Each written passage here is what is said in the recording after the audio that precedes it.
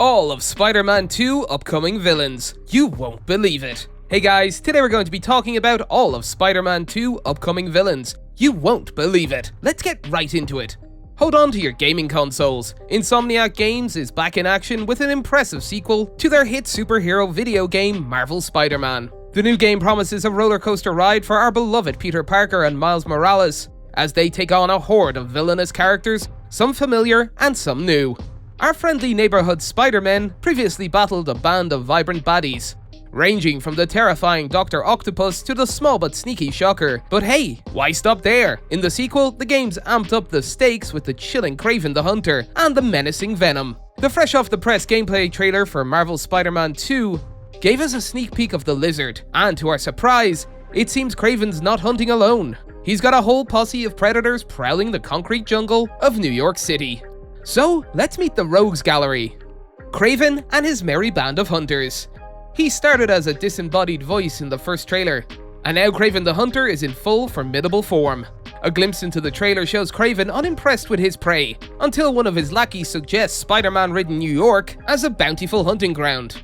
With the help of his handy-dandy touchpad, Kraven locks on to potential targets, including Peter, Miles, and a bunch of old Spidey foes like the Lizard. The Lizard. Remember Dr. Curtis Kurt Connors, the once transformed then cured Lizard? Well, he's back in scaly style in the sequel.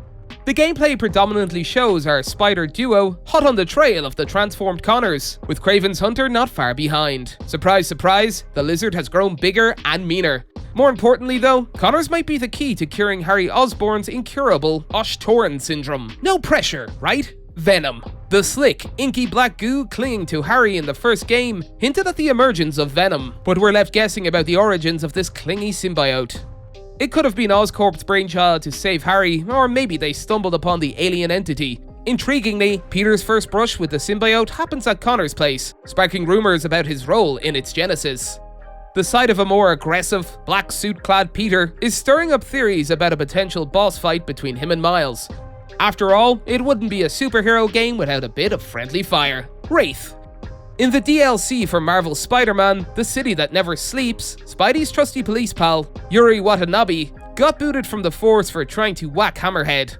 Frustrated with the justice system, she's now playing by her own rules, morphing into the vigilante Wraith. Our friendly neighborhood Spider-Man might have to square up against her in-game, hopefully convincing her to hang up the cloak. Black Cat. Remember the elusive Black Cat, aka Felicia Hardy? Last we heard, she'd gone straight-ish in Marvel Spider-Man Miles Morales. But when you're dealing with a wily cat burglar, anything's possible.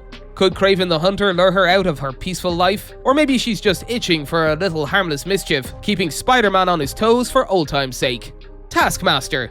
In the original game, players squared off against Taskmaster in an optional boss fight, where he reveals he's been hired to evaluate Spidey's skills for possible recruitment.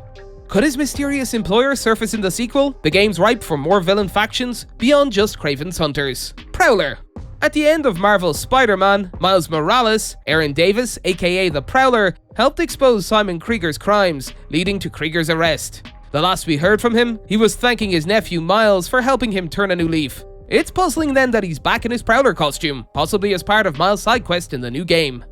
Tombstone. Despite being imprisoned after his defeat in the first game, Lonnie Lincoln, better known as Tombstone, seems to have slipped his bonds.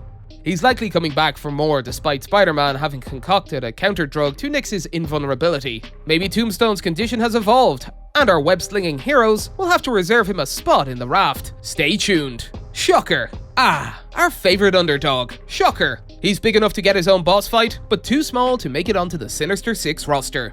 Somehow though, Herman seems to have slipped the net while his former pals are stuck in the raft, enjoying a fresh start in Spider-Man 2. We're keen to find out how this minor mischief maker managed to evade a high-security prison like the raft. But let's face it, he'll probably just end up as another small-time crook in the plot. The raft roster. Kraven's handy touchpad showed us a glimpse of several old foes, still cooling their heels in the raft.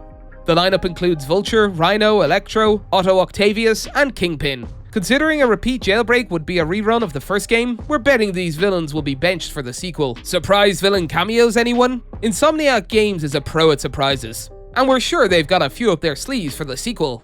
Who knows? Scorpion and Mr. Negative didn't feature on the datapad, so they could be lurking in the raft or out and about causing chaos. Maybe the thrill-seeking screwball could pop up with her deadly games. We know Mysterio and Sandman exist in the universe, so they could make an appearance, but our money's on Kraven's half-brother, Dmitry Smerdyakov, aka the Comedian, to make a surprise villain cameo. Stay tuned. That's all for today, and we'll be sure to catch you all in the next one.